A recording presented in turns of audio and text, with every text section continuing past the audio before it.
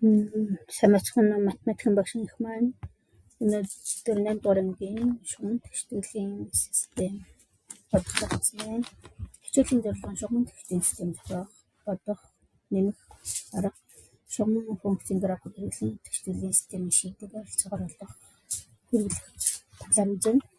За, сурагч 2 тоо санджээ. Нэг нөгөөгөө хасахад 9 гаруй. 2 тооны нийлбэр 41 бол ямар тоонууд сансан бэ?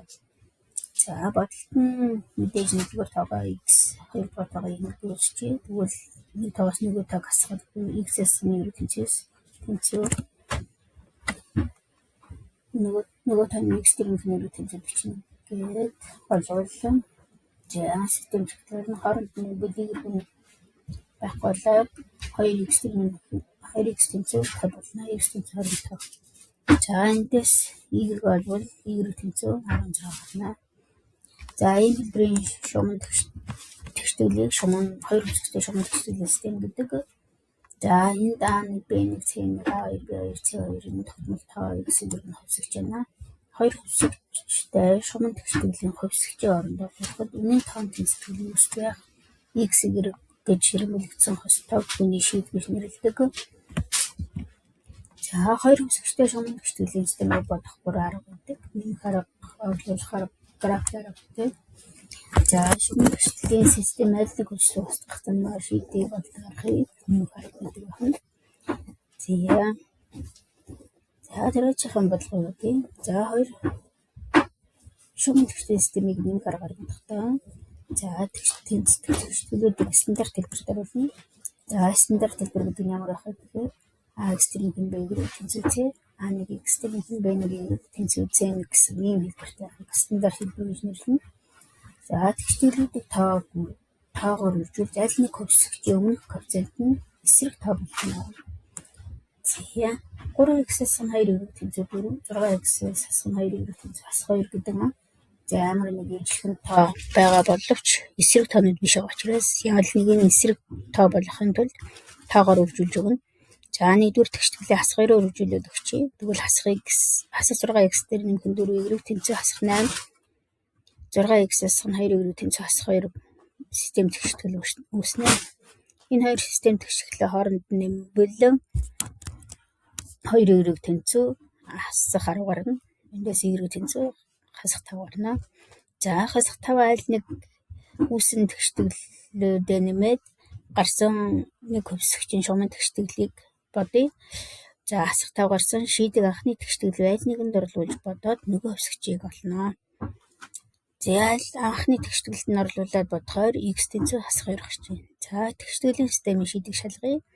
3-ыг үржих нь хасах 2, хасах нь 2-ыг үржих нь хасах 5 тэнцүү 4 гарч байна. 6-г үржих нь хасах 2, хасах нь 2-ыг үржих нь хасах 5 хасах 2 гарч байна.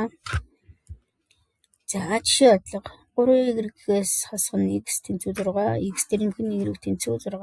За, энэ хоёрыг ажиглавал x нь эсрэг тоонууд байгаа учраас хооронд нь шууд нэмж болохоор байна.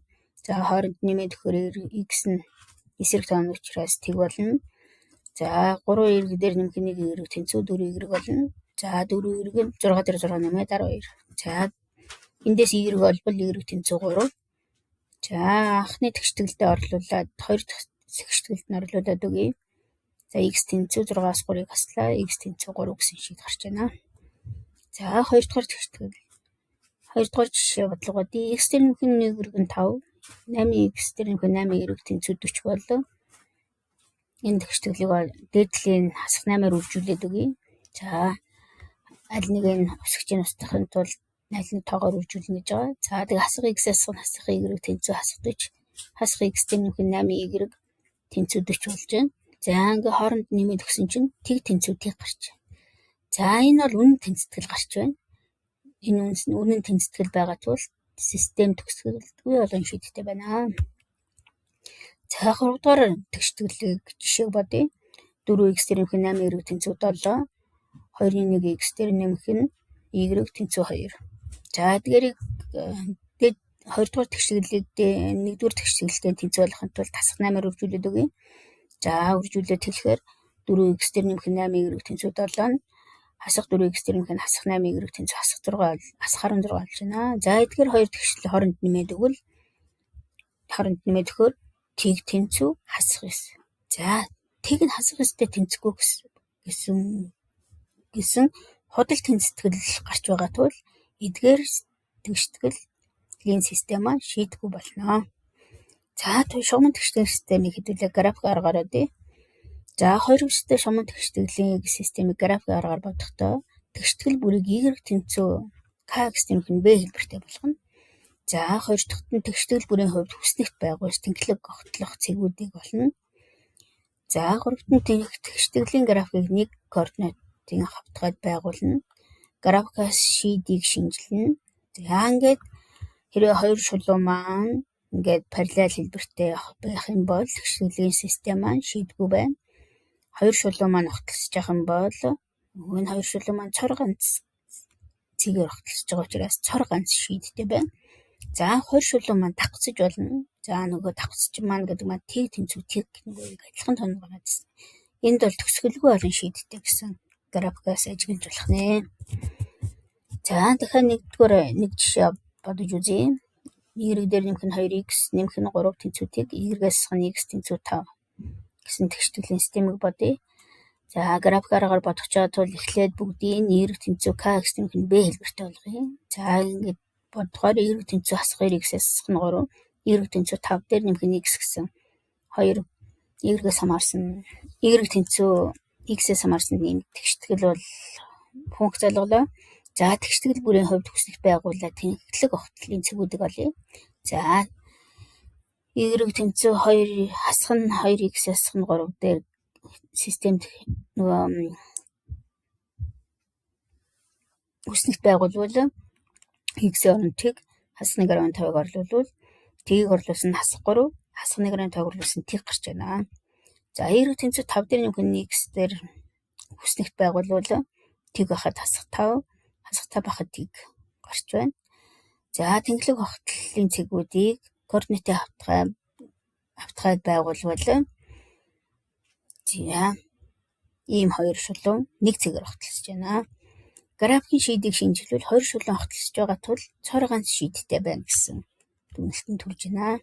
За хоёрдугаар тэгшгэлийг бодъё. 2y дээр нэмэх нь 6x тэнцүү 12, y тэнцүү 3x дээр нэмэх нь 6 тэнцүү тэг гэсэн тэгшгэлийг бодъё график аргаар. За хоёуланг нь y тэнцүү болгохын тулд 6-аас нь y тэнцүү 6-аас нь 3x, y тэнцүү хасах 3-аас хасах 3x-ээс нь 6 гэсэн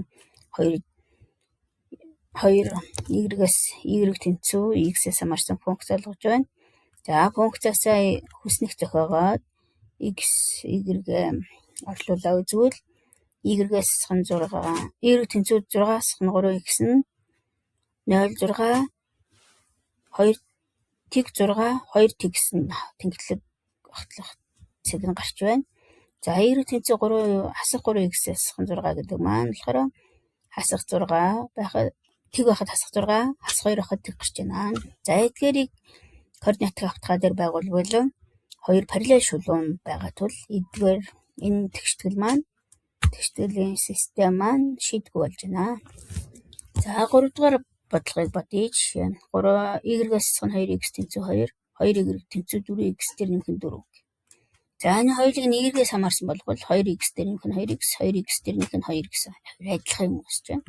За энэ маань мэдээж давхцах нь тодорхой.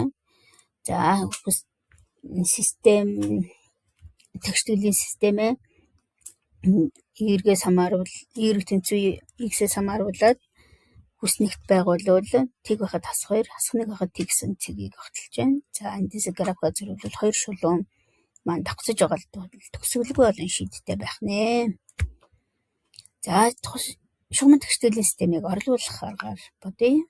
За шугамн тэгштгэлийн системийг орлуулах аргаар бодохдоо x дээр нэмэх нь y тэнцүү 4, 2x-ээс нь y тэнцүү 2 гэсэн нэг жишээ авч үзье.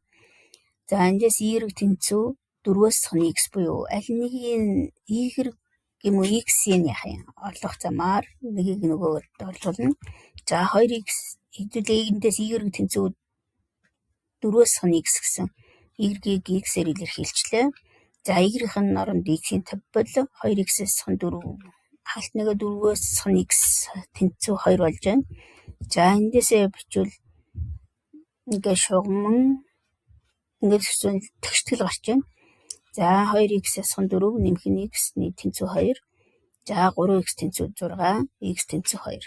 За эндээсээ дэдлэх сая y-г олохдоо x-ээс хамааруулсан байсан учраас тэндээ x-ийн хооронд шууд орлуулъя. Тэгэхээр 4-өөс 2 тэнцүү 2 гэсэн шийд гарч байна. За 2 шийд. Дахиад 2 дугаар одлого бодъё. X тэнцүү 6, y-гээс 1, 2x-ээс 10, y тэнцүү 3 гэсэн систем бодъё. За шууд x-ийг олохдоо x-ийг y-гээр хамааруулсан байгаа учраас шууд явах уу гэхээр орлуулад үзье. За тэгэхээр 12 y-гээс 2, 12 y тэнцүү 3 гэсэн тэгштгэл гараад y тэнцүү 2.5 гарч байна. За 2.5 орлуулвал 14 гарч байна. За гэрт эдгээр даалгаврыг бодсон байх нэ. За анхаарал тавьсан явдал баярлалаа.